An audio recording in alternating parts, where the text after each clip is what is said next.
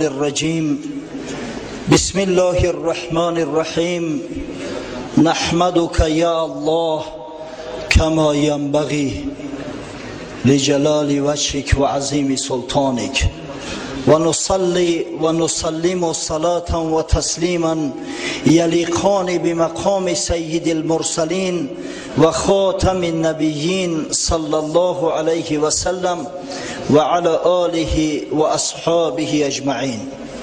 اما بعد، السلام علیکم و رحمت الله و برکاته.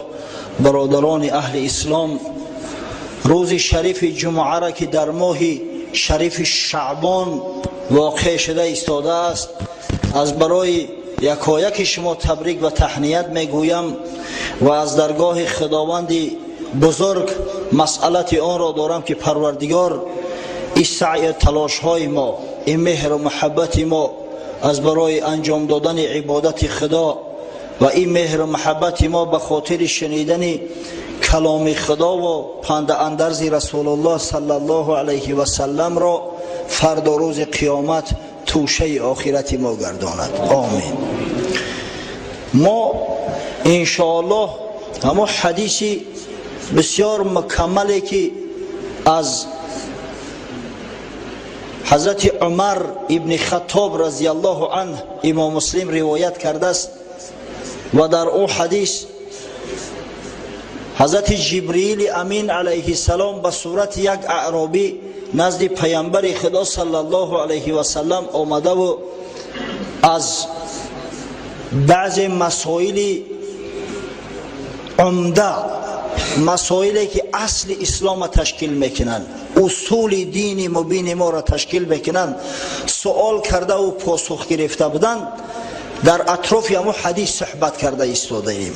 3 جمعه علیه صحبت شد. اکی انشاءالله از این هفته شروع میکنیم با پاسخهایی که پیامبر صلی الله علیه و سلم به جبریل امین داد. یادتان باشد هفته اول درباره سرلباس زیبا و آزاده پوشیدن مسلمان صحبت داشتیم. هفته دیوم درباره آداب و اخلاق صحبت کردیم.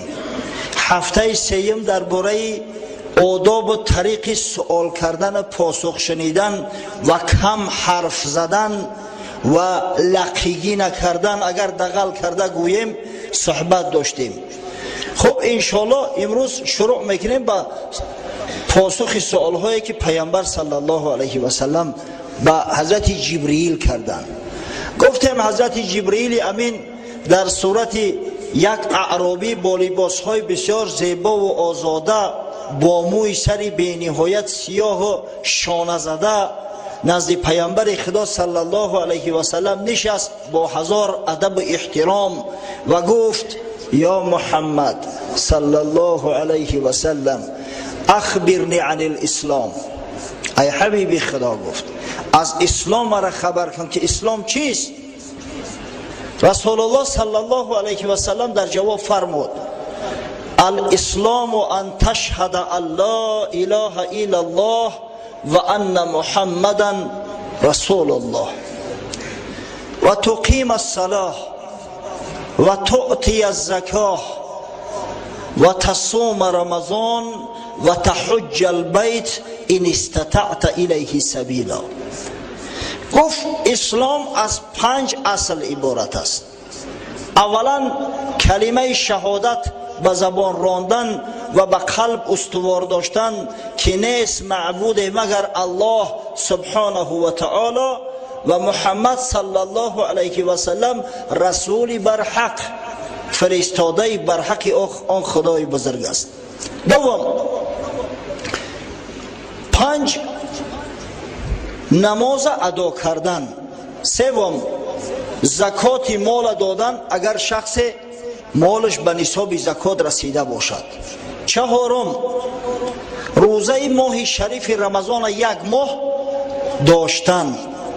و نهایت 5 طواف خانه خدا کردن از برای کسی که قدرت استطاعتی عمل داشته باشد، امکانیت داشته باشد. همه 5 چیز اصل اسلام هستند. ما میخوانیم اصول دین برادر 8 قسم است. من گفته بودم باز تاکید میکنم که اصول دین ما انمی 5 قسم است بچه‌ها. اصول دین مبین اسلام انمی 5 چیزی است که پیامبر صلی الله علیه و سلم برای ما و شما بیانش کرد.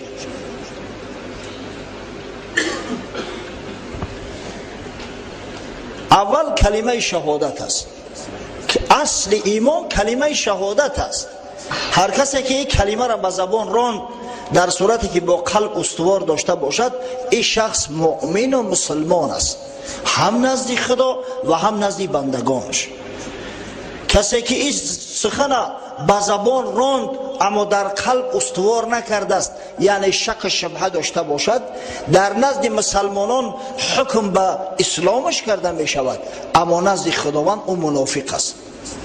منافق است یعنی باور ندارد، یقین ندارد مدام. خب امروز در اطراف کلمه شهادت با شما یک صحبت انشاءالله می آراییم که چه حکم دارد، چه برتری و چه فضیلت، چه بزرگی در زیر کلمه لا اله الا الله محمد رسول الله نهفته است. از حضرت عبدالله ابن عباس روایت است، امام حاکم در کتاب المستدرک علی صحیحین این حدیث آورده است و امام ذهبی در تلخیص با او موافقت میکند که صحیح است، که پیامبر خدا صلی الله علیه و سلم فرمود: عر الاسلام و قواعد الدین ثلاثه علیهن اسس الاسلام. خلاصه دین مبین اسلام، پوست کنده دین مبین اسلام و قاعده های این دین قویم سه چیز است. سه چیز است که اسلام عزیز در بالای همین سه پایه بنا نهاده شده است. این در زمان بود که حالی روزه ماه شریف، در زمان بود که حالی زکات مال و حج خانه خدا فرض نگشته بود. از همین خاطر پیغمبر سه تا گفت: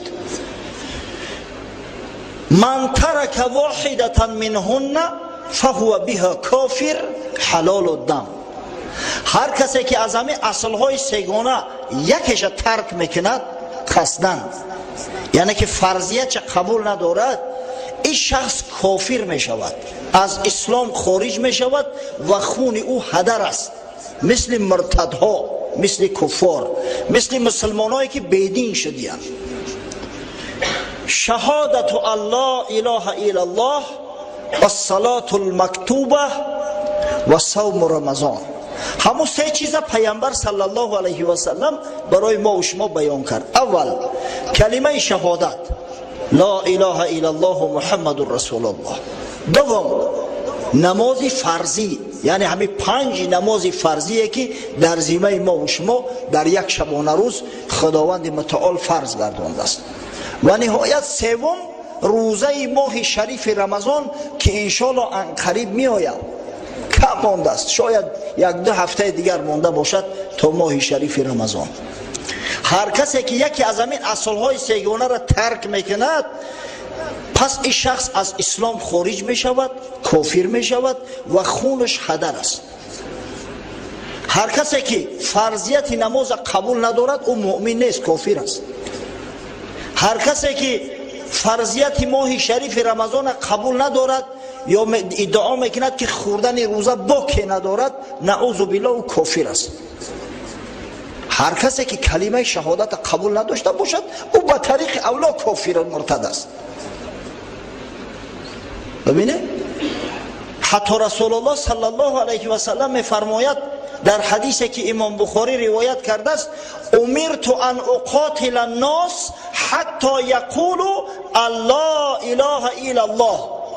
من مأمور شدم از جانب پروردگار تا اینکه با مردم، با مشرکان مبارزه برم تا زمانی که لا اله الا الله نگویم، تا همون زمان مقاتله میکنم، با شمشیر با مشرکان مبارزه میبرم. فاذا قالوها و صلوا صلاتنا و استقبلوا قبلتنا و ذبحوا ذبیحتنا فقط حرمت علینا دماؤهم و اموالهم الا بحقها و حسابهم علی الله. اما وقتی که مردم لا اله الا الله محمد رسول الله گفتند، نماز ما را خواندند، قبله ما را قبله دانستند، قربانی های ما را قبول داشتند، پس این شخصان مسلمان هستند. خون اینها، مال اینها نزد تمام مسلمانان محترم هست، مگر به حقش. کسی را کشتی خلوت هدر می شود، صاحب قصاص خون طلب میکند، مگر به حقش و حسابشون از خدا است که اگر همین را صدقا کرده باشند انشاءالله اجر ثواب بزرگی هم میگیرند. اما اگر بر ریا کرده باشند در میان مردم مسلمان حکم کرده میشوند، در صورتی که پیش خدای تعالی ایمانشو قبول نیست، اسلامشو قبول نیست و اون ریا عمل اونا را از ریشش بر میکند. ببینید در صحیح بخاری و صحیح مسلم حدیث آمده است متفق علیه از حضرت عبدالله ابن عمر رضی الله عنهما. حضرت رسول الله صلی الله علیه و سلم فرمود بنی الاسلام علی خمس، اسلام بالای 5 پایه بزرگ بنا نهاده شده است. شهادت الله اله الا الله و ان محمدا رسول الله و اقام الصلاه و ایتاء الزکاه و الحج و صوم رمضان. همون 5 چیزی که من برای شما بیان کردم و الحمدلله خورد و بزرگی ما این 5 میدونن. مسلمانی مثال خانه ایدان. اگر ما مسلمانی کلمه طیبه و کلمه شهادت گیریم لا اله الا الله محمد رسول الله، همین حکم یک خانه را دارد که بنیادش بود بر 4 ارکان. این بینای زیبا در بالای 4 رکن گذاشته شده است. همان 4 رکن کزان دین را ثبات است، نماز و روزه و حج و زکات است. خب امروز موضوع ما فقط کلمه شهادت است. گرد کلمه لا اله الا الله و محمد رسول الله انشاءالله صحبت خودمون میپردازیم که چه حکم دارد. امام ترمذی در جامع السنن خویش از حضرت جابر ابن عبدالله رضی الله عنهما روایت میکند که پیامبر خدا صلی الله علیه و سلم فرمود افضل ذکر لا اله الا الله و افضل دعاء الحمد لله. بهترین ذکرها گفت لا اله الا الله است و بهترین دعاها الحمدلله، حمد خدا را به جا آوردن. امام ترمذی به اسناد حسن صحیح این حدیث روایت کرده است. در روایات صحیحه آمده است پیغمبر صلی الله علیه و سلم میفرماید و خیر ما قلت انا و النبیون من قبلی لا اله الا الله وحده لا شریک له له الملك و له الحمد و هو علی کل شیء قدیر. بهترین سخنی که من گفتم و تمام پیغمبران قبل از من گفتند انمی کلمه است لا اله الا الله وحده لا شریک له له الملك و له الحمد و هو علی کل شیء قدیر. این بهترین و محبوب ترین کلمه است که خدای تعالی گفتن او را از بندگانش دوست می‌داره، شنیدن او را دوست می‌داره. پس کلمه لا اله الا الله محمد رسول الله افضل اذکار است، بهترین کلمه است، محبوب ترین کلمه نزد پروردگار متعال است. لا اله الا الله. ببینید حضرت علامه اقبال لاهوری میفرماید نقطه ادوار عالم لا اله، انتهای هر دو عالم لا اله. تا عصای لا اله داری به دست هر طلسم خوف را خواهی شکست. دو عالم در گرد لا اله الا الله محمد رسول الله چرخ بزنند، هم دنیا و هم آخرت. هر دو عالم هم دنیای فانی و هم دنیای باقی در گرد یک محور، در گرد کلمه لا اله الا الله محمد رسول الله چرخ میزنه. تا زمانی که عصای لا اله الا الله محمد رسول الله در دست استواره ترانه یک ساحر میتونه سحر کنه، نه یک در فند جادوگر میغلطی. حتی دجال با مکر و با فتنه هاش نمیتونه تو را از اسلام خارج کنه. تو عصای لا اله داری به دست، هر طلسم خوف را خواهی شکست. سبحان الله. این لا اله الا الله این ایخ مرتبه و این ایخ منزلت ها دارد. حضرت رسول الله صلی الله علیه و سلم بار روایت کرد، حدیث یک عده از محدث ها روایت کردین، از جمله امام احمد در مسندش با اسناد حسن ایره آورده است که حضرت موسی علیه السلام روز پیش خدا التجا کرد، گفت یا ربی علمنی شیئا اذکرک به و ادعوک به. پروردگارا گفت من گفت چیز تعلیم ده که به همون ذکری تو را کنم، پیش تو دعا کنم. حضرت خداوندی در جواب گفت یا موسی قل لا اله الا الله. ای موسی گفت لا اله الا الله گفت.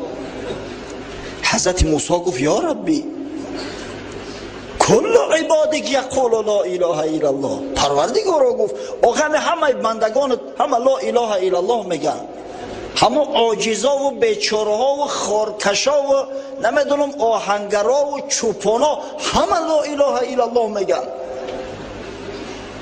مقصدش که یکان چیز دیگه هم تعلیم بده. باز حضرت خداوندی گفت قل لا اله الا الله. یا موسی گفت لا اله الا الله گفت. حضرت موسی گفت یا ربی انما اردت ان تخصنی بشیء.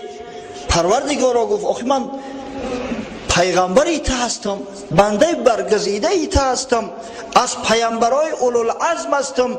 من میخواهم که یک دعای مخصوص برای من تعلیم بدی که من ذکر تو و دعای تو را به او کنم. در جواب خداوند متعال گفت یا موسی لو ان السماوات سبع والارضین سبع فی کفة ولا اله الا الله فی کفة مالت بهم لا اله الا الله. یا موسی گفت از این کلمه بزرگتر نمیشود. اگر 7 آسمان و 7 زمین در یک پله ترازو مونی و لا اله الا الله را در پله دیگری ترازو، همین لا اله الا الله از 7 آسمان و 7 زمین وزنی تره. پس شما میدونه که ما اهل کدام کلمه ایم؟ اهل لا اله الا الله محمد رسول الله. الحمدلله. در خبر است میگویم فردا روز قیامت وقتی که خدای تعالی بنده هاش حشر میکند، یک بنده در حضورش خواهیم است، خداوند امر میکنه که اگه نامه اعمالش کو بیارید. 99 کتاب میارن، 99 مجلد، هر یک جلدش از 1000 صحیفه زیاد داره، همه سر تا سر سیاه، همه گناه. از کرام الکاتبین همون ملائکه که از دست چپ نیسته و گناه ها را می نویسه، 99 مجلد کتاب نوشته است گناه های بنده را. وقتی بنده او را می بیند در مصیبت می غلطه که پروردگارا من به این نجات نمیابم. 99 کتاب گرفتن در بالای ترازو موندن، هر کتابش زیاده از 1000 صحیفه داره. خداوند امر میکنه که کارای خیرش بیاره. یک کاغذه که خورده میارن برابر سری انگشت انموله پیچوندگی میگیرن میکشاینش که نوشتگی است لا اله الا الله محمد رسول الله. خداوند امر میکنه که هم کاغذه که خورده در پله دیگری ترازو مانند، وقتی که میمانند 99 کتاب می برداره. این است مرتبه و منزلتی لا اله الا الله محمد رسول الله. حضرت رسول الله صلی الله علیه و سلم فرمود الایمان بضع و 70 شعبه و فی روایت بضع و 60 شعبه. ایمان گفت 75 شاخه دارد. این روایت امام مسلم است. در یک روایت دیگر از امام مسلم و در روایت بخاری اومده است که ایمان 60 چند شاخه دارد. فافضلها قول لا اله الا الله و ادناها اماطة الاذى عن طریق. بزرگترین شاخه ایمان اصل ایمان لا اله الا الله است و خورترین شاخه‌کش دور کردن چیزی که اذیت میته مردم از سر راه، خواه شیشه باشه و خواه سنگ، خواه خار. و الحیاء شعبة من الایمان، همه حیا هم یک گوشه ایمان است، یک شاخه ایمان است. اما بزرگترین درجه شو ببینه، میگه لا اله الا الله محمد رسول الله است. لا اله، نیست معبوده مگر الله. در دنیا غیر الله هیچ معبود دیگری نیست. عارفای ربانی اهل طریقت میگن در دنیا غیر خدا کسی و چیزی نیست. معنی لا اله الا الله ای است، در عالم هستی غیر خدا کسی نیست. یک شاعر بسیار بزرگ گذشته است با نام امیر خسرو دهلوی، شنیده نام شد؟ گمان میکنم شنیده. بسیار عالم، بسیار شاعر قوی بود. یک بیت دارد، شاه بیت. یه همچون معما گفته می شود برای مردم تا اینکه معنیش شرح بدن که چی معنی داره. متاسفانه ما فقط پشت تلمیحات میرزا عبدالقادر بیدل میدویم، در صورتی که همه شاعرها بعضی معماها دارن با کلمه های ساده و آسان بیان کردن، نه که عقل فراست لازم که به عمق او برسی. امیر خسرو دهلوی میگوید زی دریای شهادت چون نهنگی لا برآرد سر، تیمم فرض گردد نوح را در روزی طوفانش. چی کلمش نفهموند؟ زی دریای شهادت چون نهنگی لا برآرد سر، تیمم فرض گردد نوح را در روزی طوفانش. همیش کلمه شهادت لا اله الا الله محمد رسول الله میگه یک بحره و این بحر نهنگ ها داره و بزرگترین نهنگ این دریا کلمه لا ای. لا را دیده دهش بوز ای، به عربی اگر لا بنویسه همیشه دهش کشوده ای. آن همین نهنگ لا وقت در دریای شهادت میگه سرش میبره و دهنش آواز میکنه که در روز طوفان به حضرت نوح علیه السلام تیمم فرض می شود. تیمم طهارت خاکی را میگن. در روزی که تمام دنیا را آب فرا گرفته است، تمام دنیا را در یگان جا دیگه خاک نیست، بر نوح علیه السلام تیمم فرض می شود. مقصد که همون نهنگ لا اله الا الله تمام بنده ها را با غرور و تکبرش در خود فرو میبره. شخص اگر عاقل با عقل با فراست باشه، وقتی که لا اله الا الله میخونه که باید خاک زمین شود. نیست معبود مگر خدا. وقتی در میان گپ خدا اومد، آخه انسان خودش چی است، علمش چی است، مرتبه و منزلت او چی است که من بگم. از همین خاطر میگن لا هو فی الوجود الا هو، در عالم وجود هستی غیر او، غیر خدا کسی و چیزی نیست. معنی انمو وحدت وجود همی است. و اشخاص بزرگوار به همین بیت امیر خسرو دهلوی جوابها گفتیان، شرح توضیحات دادیان. بزرگترین شرح مولانا عبدالرحمن جامی داده است. این شخص بسیار شخصی بزرگ است. افسوس که همین شاعر بدنش میدونیم اما عالم بزرگ اسلامی بدنش نمیدونیم. پیری طریقت، سرمنشه طریقت بدنش نمیدونیم. اکثریت شاید ندونن که همین کتاب شرح ملا که یکی از کتاب‌های بسیار مکمل و کامل و پره نحوی است. هر کسی که شرح ملا را بخونه دیگه بعد او انشاءالله در علم نحو پره و کامل می شود. همین شرح ملا جامی است. و این کتاب مولانا عبدالرحمن جامی برای خاطر فرزند 12 سالش ضیاءالدین یوسف نوشته است. وقتی کتاب کافیه را میخوان، کافیه ابن حاجب، بیچاره کودک بعضی چیزا را نمیفهمید. معلمش التجا و التماس کرد که همین بعضی چیزا را بفهمون. گفت من وقتی بسیار ندارم، پدر تا بگو بفهموند.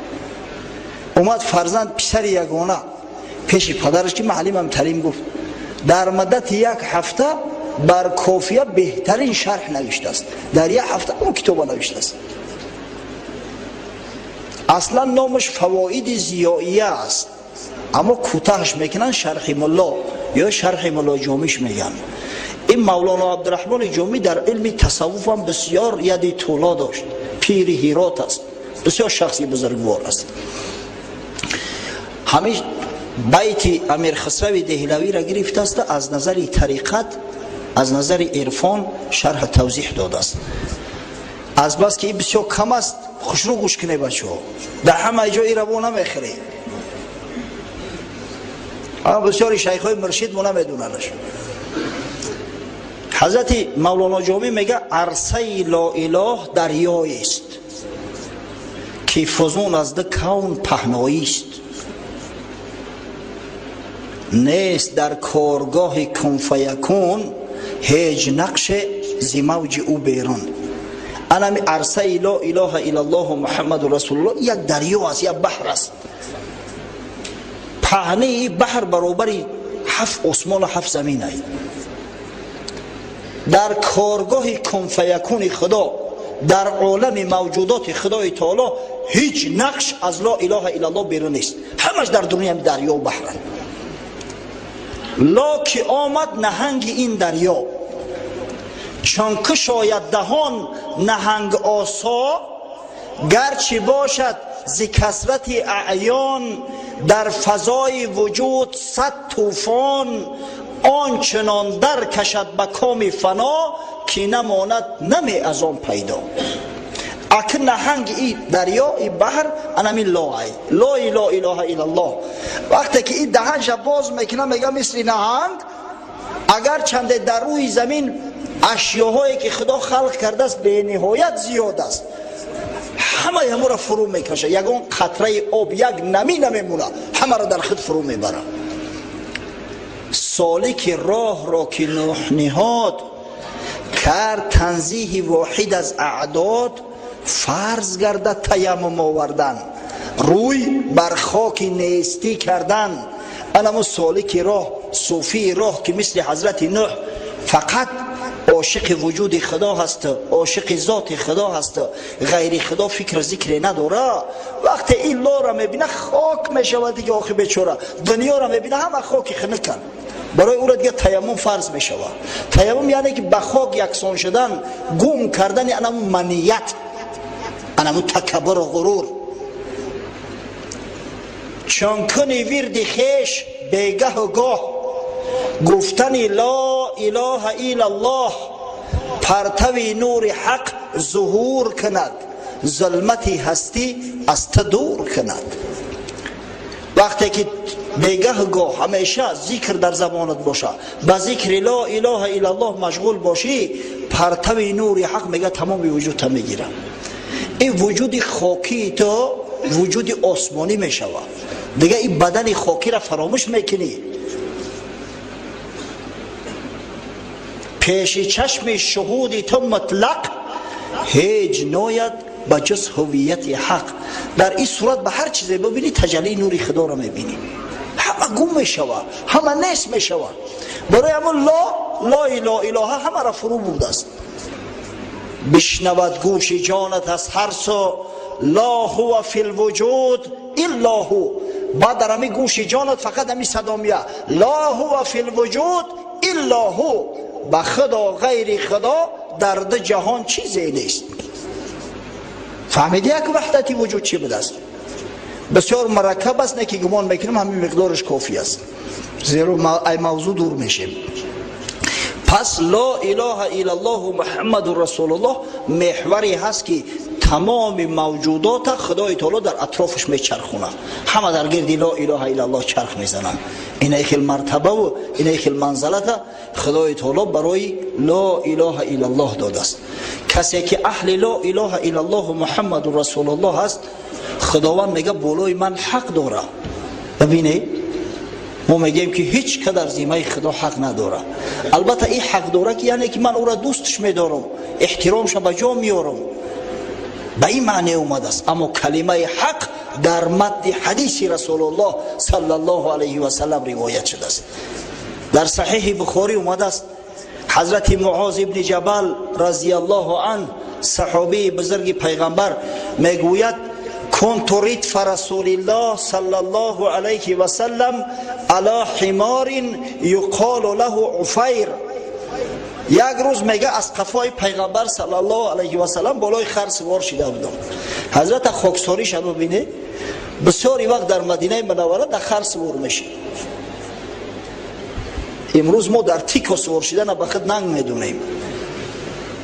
حضرت معاذ میگه که من از قفای پیغمبر میشیشتم، هر دمو پهلو به پهلو، او از پیش بود من از قفا.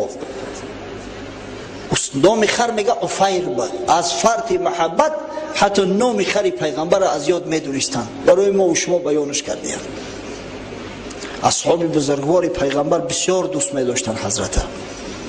حتی بار حضرت عبدالله ابن ابی رواحه با سردار قبیله خزرج، با سردار منافقای مدینه عبدالله ابن ابی ابن ابی سلول ابله که پیغمبر ملامت کرد، گفت یا محمد با خرت اومدی در پیش ما ایستادی، این خری بدبخت شاشه کرد، بوی میزه که خر همه را پر کرد، اخی ما دوخی زدگیم، مشک عنبر قطی خدمون شکیدگیم، عیش مولا منغز کرد.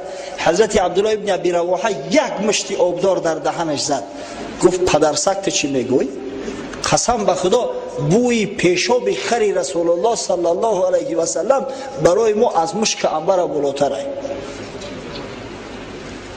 حضرت میگه در قفا شیشته بودم، گفت یا معاذ هل تدری ما حق الله علی عباده و ما حق العباد علی الله؟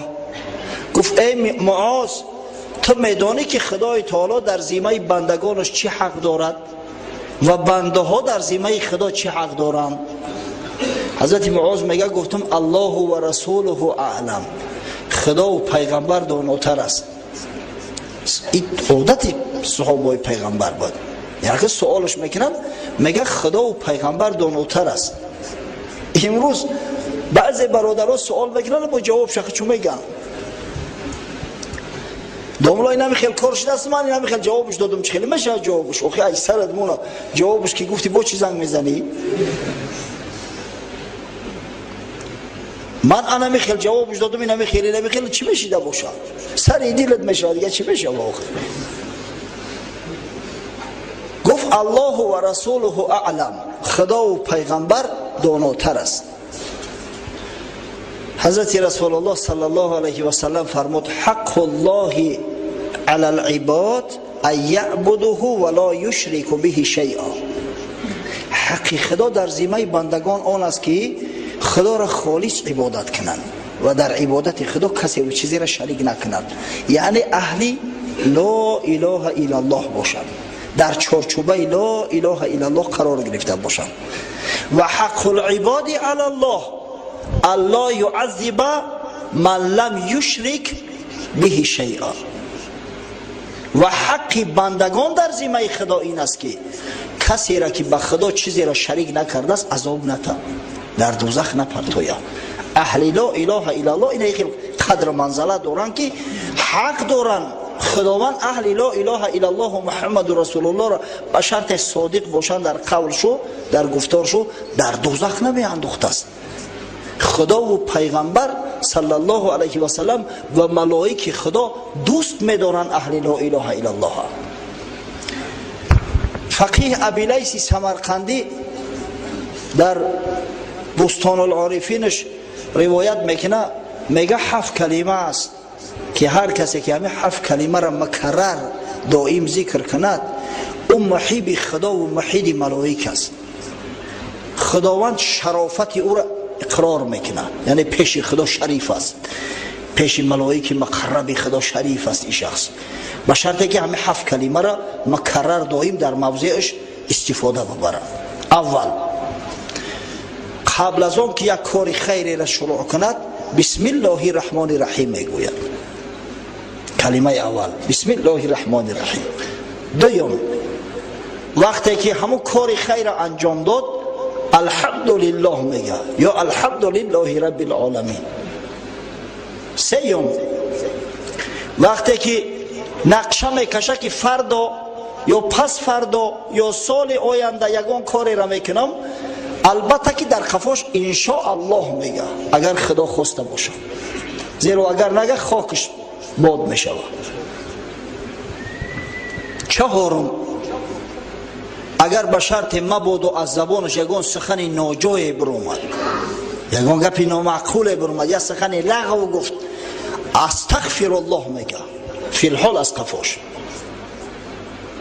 پنجم، وقتی یک کاری مکروهی را دید، یک کاری ناجایزی را دید، یک حول ترسی را دید، لا حول ولا قوة الا بالله العلی العظیم میگه. ششم، وقتی که مصیبت به سرش آمد یا به سر یک نفر همسایه و خویش اقرباش آمد یا یک نفر دوستش آمد، کلمه استرجاع به زبان میراند، انا لله و انا الیه راجعون. و هفتم که کامل کننده همه این شش است، همیشه شب و روز دائما لا اله الا الله محمد رسول الله ذکر میکنه. این شخص پیش خدا و پیش پیغمبر و پیش ملائکه های خدا محبوب است و شخص شریف دانسته می شود. شریف یعنی عزیز، با آبرو، سید، آدم با عزت، با عظمت دانسته می شود به خاطر لا اله الا الله محمد رسول الله گفتنش. در خبر اومده است که خداوند متعال اهل لا اله الا الله محمد رسول الله را از عذاب ها خلاص میکنه، نجات میده. حضرت رسول الله صلی الله علیه و سلم میفرماید من شهد ان لا اله الا الله و ان محمدا رسول الله حرم الله علیه النار. هر کسی گواهی میدهد که نیست معبود بر حق مگر الله سبحانه و تعالی و گواهی میدهد که محمد صلی الله علیه و سلم رسول بر حق اوست، خدای تعالی بر این بنده آتش جهنم حرام میگرداند. حدیث عباده ابن صامت روایت کرده است، در صحیح مسلم اومده است. ببینید در روایت دیگر حضرت عثمان در صحیح مسلم اومده است، پیغمبر خدا صلی الله علیه و سلم گفت من مات و هو یعلم ان لا اله الا الله دخل الجنه. هر کسی در حال منبره که اقرار است که نیست معبود مگر الله سبحانه و تعالی، این بنده داخل جنت می شود. این بنده جنتی است، برای شهادت بده. بخاری روایت میکند از حضرت ابوذر غفاری صحابی بزرگ پیغمبر صلی الله علیه و سلم، آتیت رسول الله صلی الله علیه و سلم و علیه ثوب ابیض و هو نائم.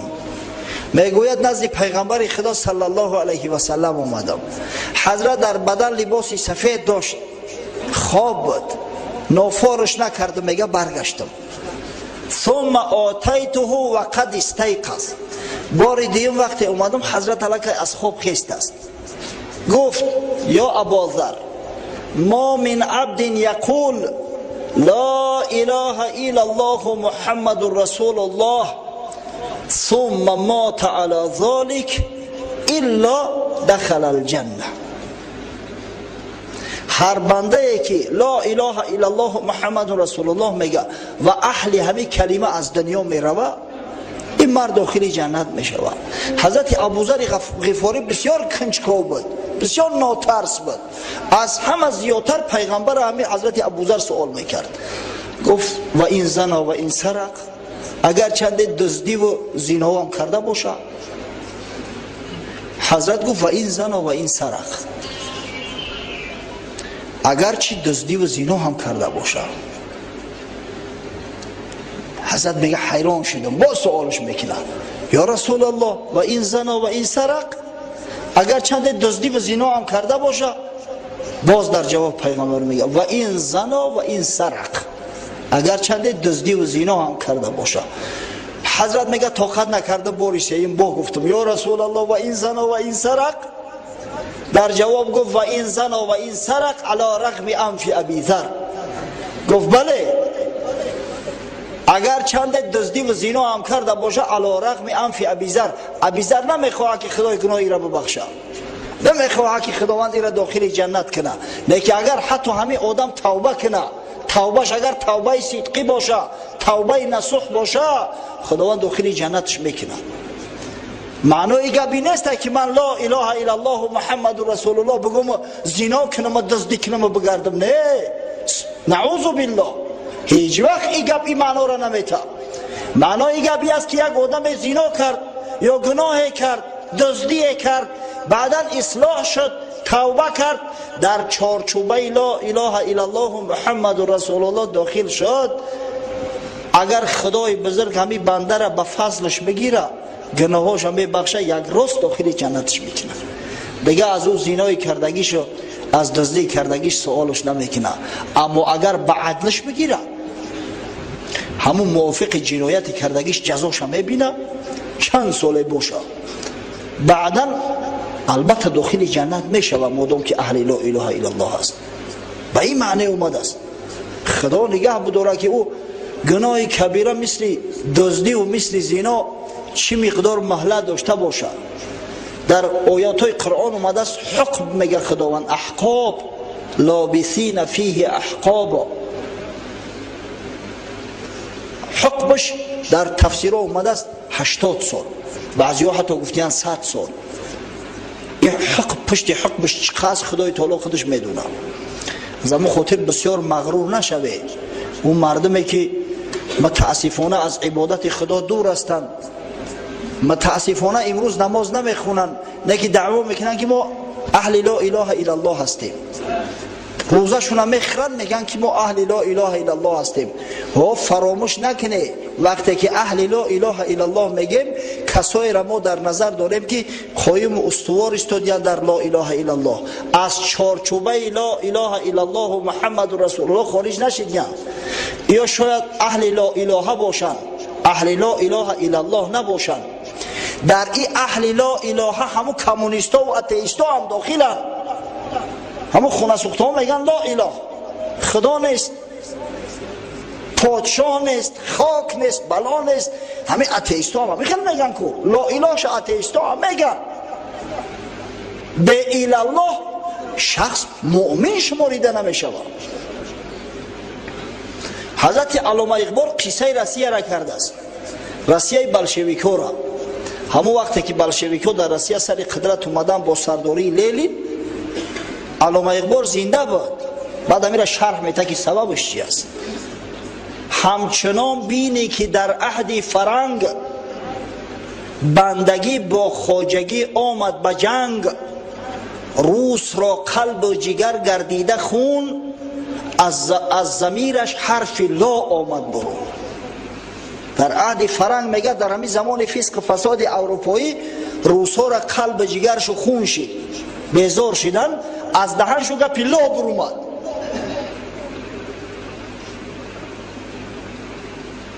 آن میزان کهنه را برهم زده است، تیز نیش بر رگ عالم زده است.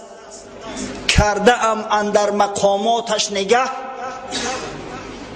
لا سلاطین لا کلیسا لا اله. وقتی میگه خوشو تحقیق کردم که لا ای اروسا چی باشه، لا اینا لا سلاطین لا اله لا کلیسا، یعنی که نیست بود پادشاه، نیست بود کلیسا، نعوذ بالله، نیست الله. این لای روسا و بلشویکا همی است. لا اله هن اینا، الا الله ندارن.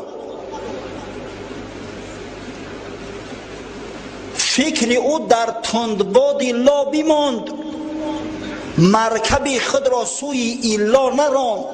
این بیچاره در همین لا اله رست شید. اما که دیگه اسب پیشتر نرم که الا الله بگه، مگر الله. ایشا نگفت. فکر او در تندباد لا بیماند، مرکب خود را سوی ایلا نراند. آیدش روزی که از زور جنون، آیدش روزی که از زور جنون، خیش را زین تندباد آرد برون. من باور دارم گفت که یه روز نه یه روز از همین تندباد، از همین گرداب خچه خلاص میکنه، از گردباد لا اله خچه خلاص میکنه به سوی الله. آیدش روزی که از زور جنون، خیش رازین تندبا دارد برون، لا و الا ساز و برگی امتان، لای به اله یا که نفی به اثبات مرگ امتان. لا به اله نمی شود، ساز و برگ امتا لا اله الا الله است. لا اله توقش مرگ امتا است، نفی به اثبات مرگ امتا می شود. از همین خاطر لا اله به الا الله نمی شود، نفی به اثبات نمی شود. همچنین لا اله الا الله به محمد رسول الله هیچ وقت نمی شود. هر کسی که اهل لا اله الا الله هست و اهل محمد رسول الله نیست و کافره. معنای گپ علامه اقبال این نیست که روس‌ها یک روز با اهل کلیسا میشوند، نه. علامه اقبال میگه که یک روز نه یک روز همین روس‌ها هم راه حق در میومند، به سوی اسلام میل میکنند، مسلمان میشوند. امروز الحمدلله در روسیه پروسس مسلمان شوی قوم های روس بسیار تیز و تند است. الحمدلله بسیار خوشو رفته است. خداوند که نگهشو بداره. یک برادر داریم با نام حاج قربان علی، همه 2 هفته قبل از این اسکندری برادرمون توی کرده بود. اسکندری که اعلانش کرده بودیم یا تو هسته در مسجد که مسلمان شده است، تویش کردن. یک دختره که صالحه افتن زنش دادن. بعد در توی اومدن رفیقای اسکندر، یکی نامش عبدالله، نامای روسیشون نمیگیم اکا، یکیش نامش عبدالرحمن، لباسای سنتی در بر، چنان زیبا و آزاده با این لباس اسلامی و سنتی.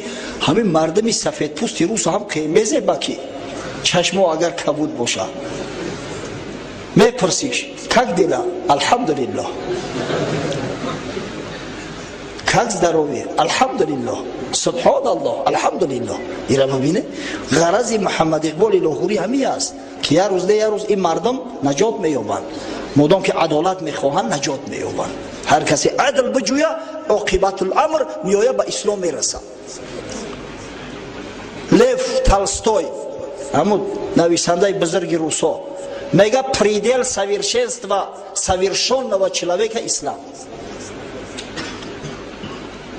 بلندترین نقطه انکشاف انسانی متمدن اسلام است. از این نقطه بالاتر نیست.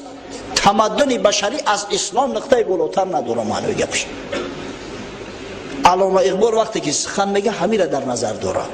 پس لا اله الا الله به محمد رسول الله هیچ است. برادرای عزیز، امام مسلم روایت میکند از پیامبر صلی الله علیه و سلم، حدیث راوی اومد ابو هریره رضی الله عنه روایت کرده است که رسول خدا صلی الله علیه و سلم سوگند یاد کرد، والذی نفس محمد بیده، قسم به خدایی که جان محمد در قبضه قدرت اوست، لا يسمع بی احد من هذه الامه یهودی ولا نصرانی ثم يموت ولم يؤمن بالذي ارسلت به الا کان من اصحاب النار.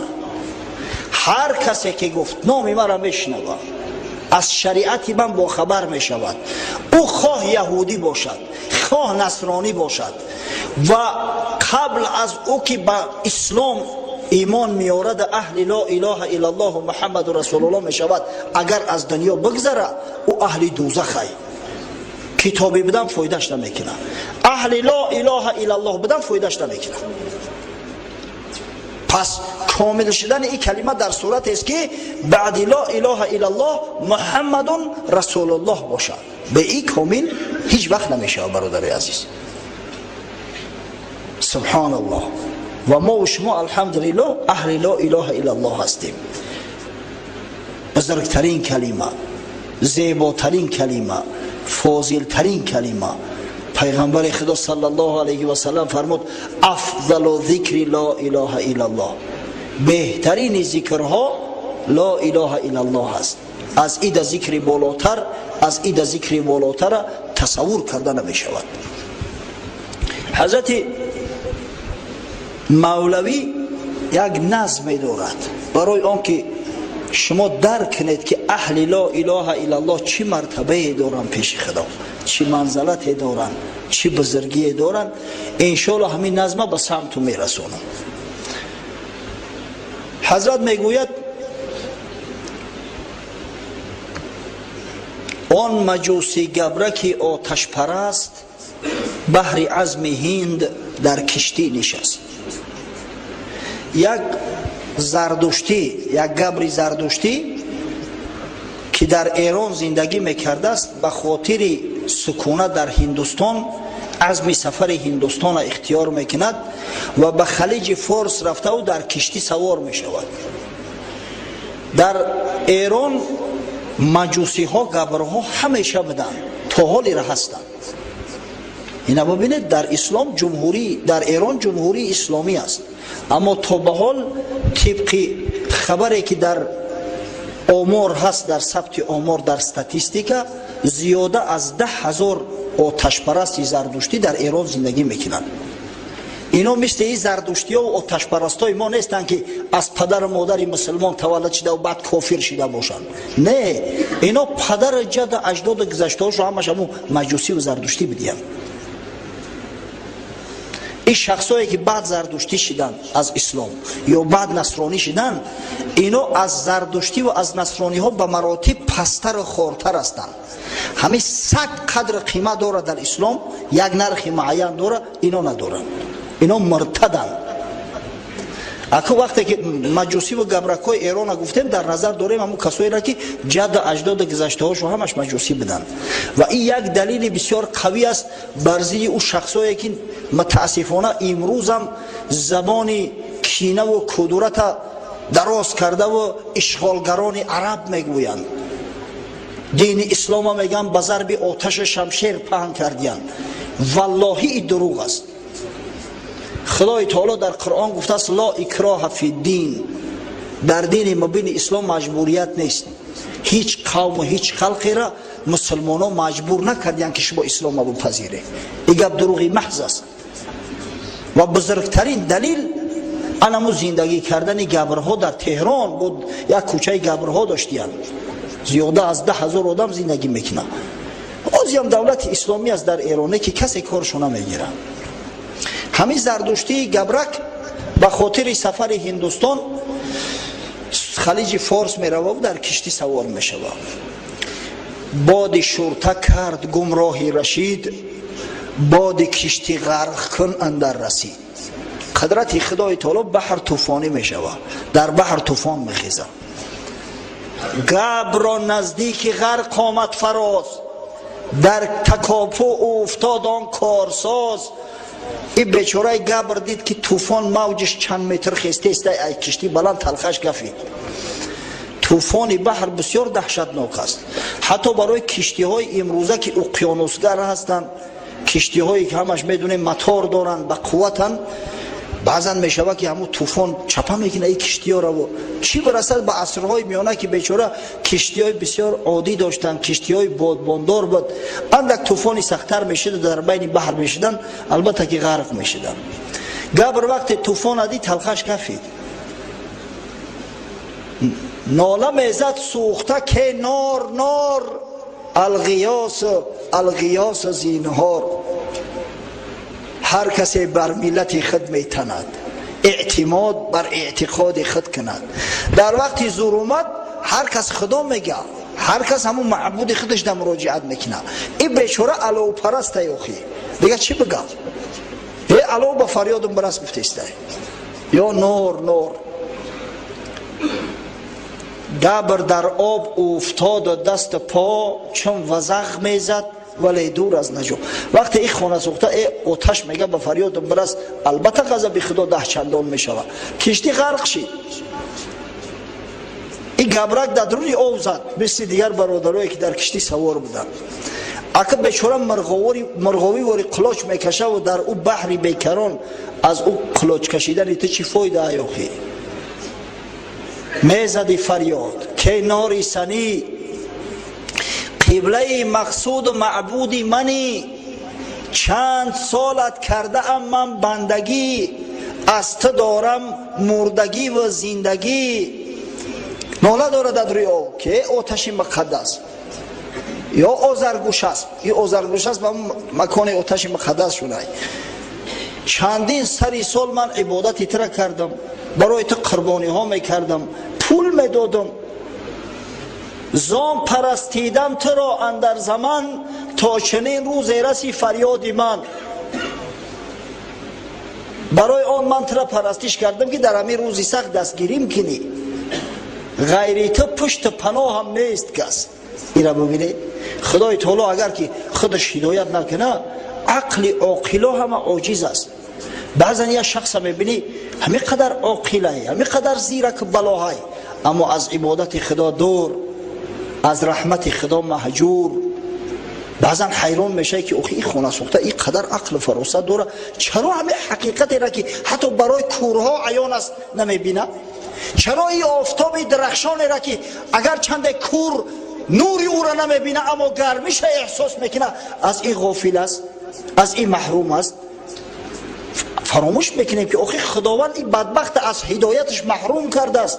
از کجا ببینه؟ از کجا بدونه؟ حکم شاه بر عقل بر گوش خرد، گر فلاطون است حیوانش کند. همه بیچاره هم گریه و ناله داره. زام پرستیدم تو را اندر زمان، تا چنین روز رسی فریادی من. غیری تو پشت پناه هم نیست کس، غرق آبم آتش و فریاد رس. از قضا ملاح مردی پخته، مانده بود نزدیک او بر تخته. خنده اش آمد از آن آتش پرست. یک ملاح مسلمان یا مریک چخونی کرده است، یک پاره شکستگی همون کشتی را بولوش در سوار شده است، در بالای همون اکم منتظر ایستاده است که کی طوفان خاموش می شود. خودش جانش در تلواسه، از این گریه و ناله های گبر خندش اومد. خنده اش آمد از این آتش پرست.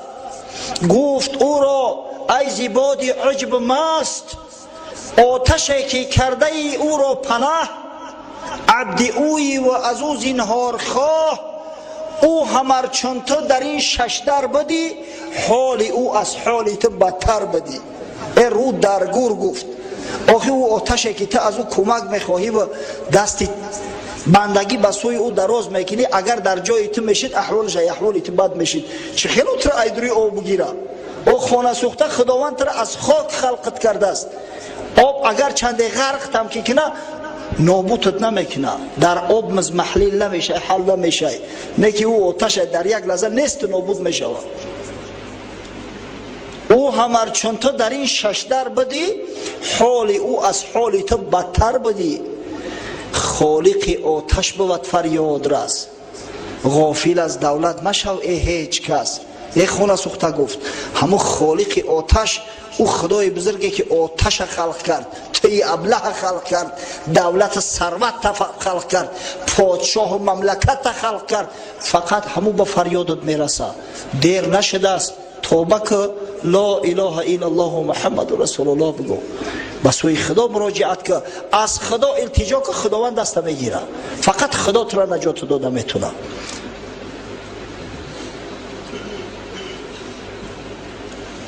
لا اله الا الله کلید جنت است برادرای عزیز. هر کسی اهل لا اله الا الله است، الکی در همین دنیا در دستش کلید جنت داره. دلش پر که کی رفتم در جنت باز بکرم و میدرو میرم. در حدیث اومده است از معاذ ابن جبل رضی الله عنه، پیغمبر خدا صلی الله علیه و سلم گفت مفاتح الجنت قول لا اله الا الله. کلیدهای جنت انمی گفتن لا اله الا الله است. اما باز تاکید میکنم معنای این سخن اون نیست که هر کسی دروغکی هم لا اله الا الله و محمد رسول الله بگه، در صورتی که عمل نداشته باشد، عبادت نداشته باشد، دعوا کنه که من کلید جنت دارم، روش سیاه میکنم. بار حضرت وهب ابن منبه در نزد مردم موعظه میکرد درباره اعمال اسلامی، عملها، حکم عملها. بعد مردم تحذیر کرد که هشتونه در سر تو بگیره، غضب خدا را نیاره. هر کسی نماز خدا را نمیخونه، روزه خدا را نمیگیره، زکات مال را نمیپردازه، او بدبخت البته به غضب خدا گرفتار میشود، او از جنت خدا محروم میماند. یک شخص گفت یا وهب الیس لا اله الا الله مفتاح الجنه؟ ای وهب گفت ما را چی قم ترسانی؟ آیا لا اله الا الله کلید جنت نیست؟ آیا پیغمبر صلی الله علیه و سلم نگفت که لا اله الا الله کلید جنت است؟ من در کیسم کلید دارم، تو ما را چی میترسونید؟ حضرت گفت بلا ولکن لیس مفتاح الا وله اسنان. گفت بله لا اله الا الله کلید جنت است، نه که خاک در سرت یگان کلید دیدی که دندانه نداشته باشه، کلید دندانه داره. فاذا جئت بمفتاح له اسنان فتح لك و الا لم یفتح لك. اگر کلید گرفتی آوردی، کلید در شکافی در قلفی در تغری گرفته، در باز کرد، دندانهاش موافق باشه بعد در برود باز میشود. نه که کلید داشته باشه و دندانه نداشته باشه، یا دندانهاش موافقت نکنه، هیچ وقت در روی تو باز نمیشود. انا که دندانه های همو کلید 5 وقت نماز خوندن است، زکات مال دادن است، روزه ماه شریف رمضان داشتن است و برای کسایی که قدرت استطاعت دارند طواف خانه خدا را انجام دادن است که انشاءالله اینها موضوعهای صحبت آینده ما میشوند. مفصل انشاءالله هر هفته در یک موضوع با شما صحبت خواهیم داشت. و آخر دعوانا الحمد لله رب العالمین.